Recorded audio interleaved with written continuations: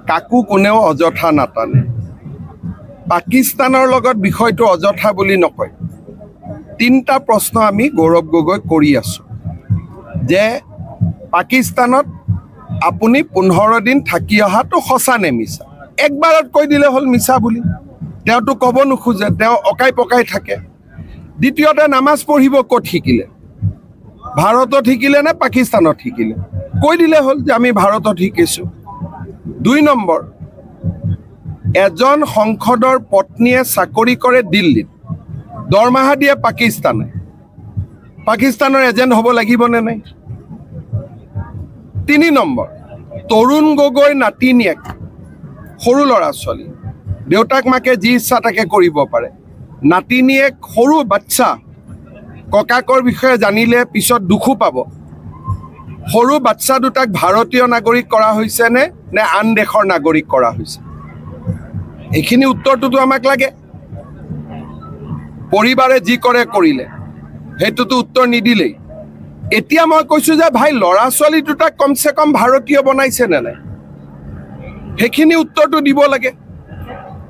এটা কৈছে মোৰ লৰা ছোৱালী আৰে যি খুদে মই ঘৰত পঠাই দিম যি খুদে খুধি লব কি আপত্তি আছে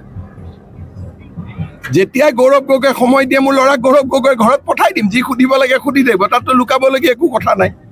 কিন্তু আপুনি কিয় লুকাই আছে তৰুণ গগৈ নাতিনিয়েক এজন গৌৰৱী অসমীয়া গৌৰৱী ভাৰতীয় হোৱা উচিত হয় নে নহয় যদি কোনোবাই কয় যে নহয় তৰুণ গগৈ নাতিনিয়েক পঢ়া শুনা কৰি কোনোবা ৰাষ্ট্ৰৰ নাগৰিকত্ব লৈছে বেলেগ কথা মই এটো ক'ব না যাও 6 বছৰীয়া 7 বছৰীয়া 3 বছৰীয়া ল'ৰা ছোৱালী নাগৰিকত্ব কোনে কৰি দিয়ে দেউতাক মাকে কৰি দিয়ে ভাৰতৰ সংসদ এজনৰ ল'ৰা ছোৱালী ভাৰতীয় হ'ব নে বিদেশী হ'ব এইখিনি উত্তৰ আমাক নালাগিব জানো পেহেলগামত ঘটনা হৈ আছে গৌৰৱ গগৈয়ে সংসদত সোধা প্ৰতিটো প্ৰশ্ন আপোনালোকে বিবেচনা কৰি চাব প্ৰত্যেকটো প্ৰশ্নৰ উত্তৰে পাকিস্তান সেনাক সহায় কৰে গতিকে তেওঁ উত্তৰ কেইটাটো দিব লাগিব আৰু নিদিলে পুলিচে মাতি আনি সুধিব স্যাৰ ইয়াত এইবোৰ টুইটৰ কাম নাই আমি সেপ্টেম্বৰলৈকে ৰখিছো উত্তৰটো আমাক লাগিবই যে পাকিস্তানৰ দৰমহা দি কেনেকৈ যদি আমিনুল ইছলামক মই এৰেষ্ট কৰিছো মাত্ৰ পাকিস্তানৰ সমৰ্থনত ফেচবুকত কোৱা কাৰণে পাকিস্তানৰ পৰা দৰমহা লৈ থকা মানুহ এজনৰ ওপৰতো তাতকৈ বেছি একচন হ'ব লাগিব গতিকে মই তেখেতক খুদি আছো যে আপুনি ৰাইজৰ ওচৰত নিজে কৈ দিয়ক সঁচা মিছা